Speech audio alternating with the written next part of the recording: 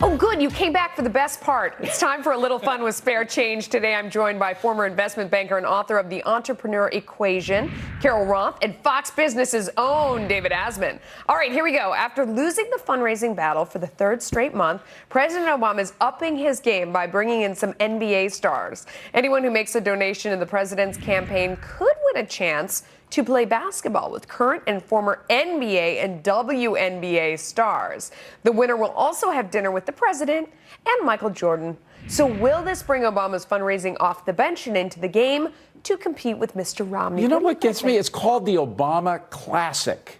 Okay. Don't you have to be old or have done something to be a classic? I mean, it's like you're a dead president or something. I mean, and a classic is something that you should reserve for somebody who's actually... Like Michael Jordan? Like Michael Jordan, for example, right? I'm from Chicago, so I have to say this kind of sounds like the best thing ever. Yeah. So you can't really blame him for trying. But the thing that kills me is that they're always coming down on Romney for hanging out with the one percenters and being a 1%. Right. President Obama hangs out with the celebrities and the athletes in the VIP room with the red velvet robe. So let's just own it, and then they're like the 0.001%. Exactly. Of course, I'm still getting hooked. I was ordering Chinese food again earlier this week, and on the right there's this ad blinking, and it's like, you could have dinner with President Obama, just donate $3 and you'll be in the running. I'm like, I'm trying to order Chinese food. How desperate are you? Done. What again has this guy done to deserve all these? I mean, like his Nobel Peace Prize. I mean, he got that even before he'd been in White House practically. He's hanging out with Michael Jordan. That's you don't why think that he's that's bringing worthy? Michael Jordan. I don't know. Some people were born under a lucky star.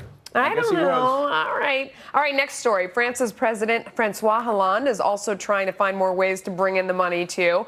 I'm sure the 1% would love this one. He's proposing a 75% income tax. 75% for anyone making more than €1 million, which is $1.24 million for all of us. The French government needs a way to raise about $40 billion in order to balance their budget next year.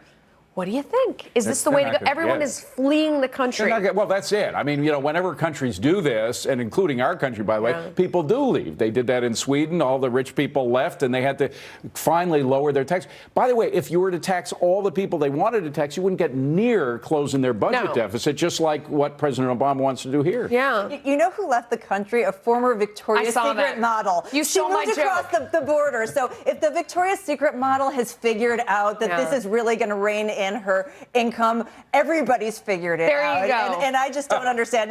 If you are struggling as an economy, don't tax the people who are adding to it. They're the only people doing anything. When do we become a world that hated successful people? You know, driving away very sexy people in lingerie doesn't seem very French to me. Doesn't that seem like the opposite of what France would normally do? I thought they loved those people. Let us hope they come to their senses. Eventually they will when there's no more people there to tax. When there's no more models, then they're going to say, bring them all back to the country. Yeah, I guess so. Wow. All right, talk about being in the wrong place at the wrong time. A moose in Utah. Watch this. Okay, he wandered into a backyard only to get his antlers all tangled up in the swings. This full-grown moose had 3 swings. Look at that. Wrapped around its horns. I think they're horns, right? Is that what we call them? He was completely trapped.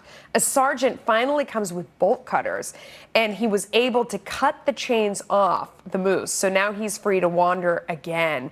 I mean, this guy, look at that. I mean, he really takes his life in his hands here because they are huge and dangerous. I've been to Alaska and seen them wandering around. I mean, they're terrifying. They're enormous. But the poor guy, he's sitting there struggling with the swings.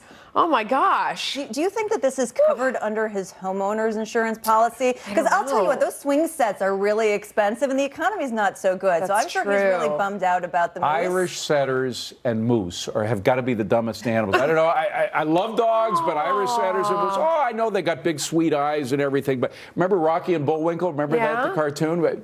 The smart one was the squirrel. The dumb one was the moose. The moose, I think they had it right. He might have been just wanting to go on the swings. I mean, maybe he saw kids doing it and he wanted a little ride. And he just got all tangled. Look at, What about the sergeant? It's just an excuse for you to run this video. Face it, right? What about the sergeant whose plan was to take the bolt cutters and then let him loose, and then he wanders back into the neighborhood and hangs on someone's... in front of somebody's house. We got to get this last story in before we run out of time. North Korea's new first lady has been spotted carrying what appears to be a Christian Dior handbag, a nice one at that. In most places, that would not be so astounding, but in North Korea, the purse costs about the same as the average annual salary. Plus, you can't forget the severe food shortages in this country. So it could come across as a little bit in bad taste, or it's fake. I don't know. What do you think? I mean, it's like a $1,500 bag. I know you're going to say something. I just got to be serious for a second. There's a book called Escape from North Korea written by Melanie Kirkpatrick. I hope we can put up a plug. There it is. It's a great book saying how awful. And by the way, the annual income is not $1,500. It's something like $15. I mean, those people are starving. I know that, Yes. Dave, but you have to say, from a dictatorship standpoint, if there's anything a dictatorship needs, it's a fashion makeover, especially this one. They're wearing, Kim Jong-un is wearing the same dark suit. It doesn't fit him very well, so I feel like his wife is getting into fashion. Billionaire Marxist. Don't you love it? Fashion can be a bridge to solve any problem. It's easy to be Okay. a Marxist if you have $1 billion. On that note, Carol Roth, David Asman, thank you so much for joining us. That's all the time we have for Money Today. We will see you right back here tomorrow. Here comes the Willis Report. Hey, we had time.